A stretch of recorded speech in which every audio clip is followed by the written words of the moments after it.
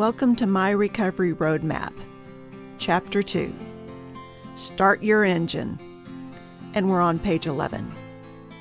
Before you start your new road trip, you need to make sure your vehicle is ready for the trip. How's the engine? Is it roadworthy? The engine in your vehicle is like the brain in your body. You're on this new journey driving down the road and your check engine light comes on. What's going on? What's going on underneath the hood of your car? Have you not had the oil changed or neglected to do regular maintenance on your car? If you've never checked the oil level and your engine runs dry, this will lead to the death of an engine. Addiction to your brain is like driving your car without oil, and over time, addiction damages your brain. By understanding how addiction damages your brain, you can understand how to help your brain heal. The human brain is more complex than any other structure in the universe. Weighing in at only 3 pounds, it controls everything you do. You cannot see, hear, smell, taste, feel, or live without your brain. Your brain is you. Everything you think, feel, your emotions, and memory, it is who you are.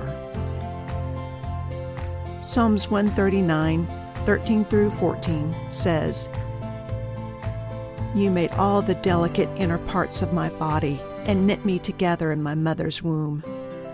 Thank you for making me so wonderfully complex. Your workmanship is marvelous. How well I know it." When you were born, the size of your brain is only 25% of what it will be as an adult. And when you're 5 years old, the size of your brain is 90% of what it will be as an adult.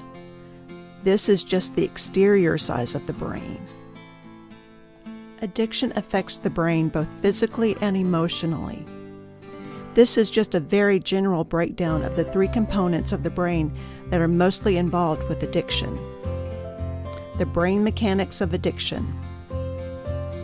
The first component in the brain involved with addiction is the prefrontal cortex, or PFC for short.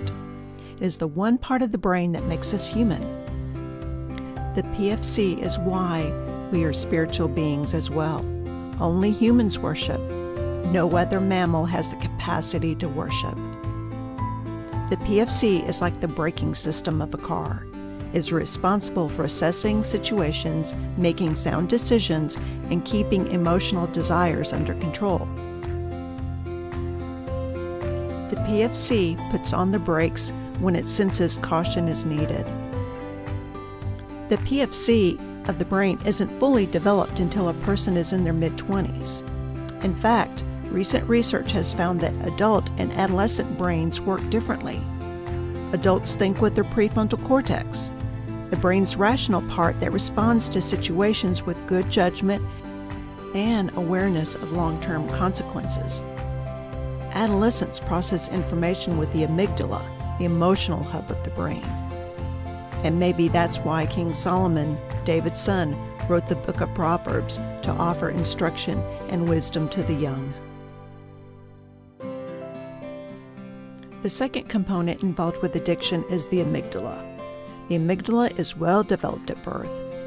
The amygdala is our alarm system through our vision and our hearing. If you're in a situation that seems dangerous, it determines if you should fight or flight.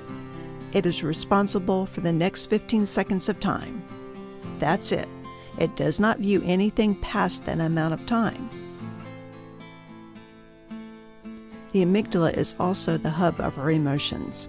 It is the emotions of fear and anger that react to threats in your surroundings. The emotions question, do I fight or do I flight? This is why we can flare up with anger quickly without even thinking, or why sometimes we react to a scary situation before we really understand what is happening. We are reacting before our brain even realizes what is going on. Remember, the amygdala is fully developed at the time of birth, and as you are growing up, it is the eyes of your emotions.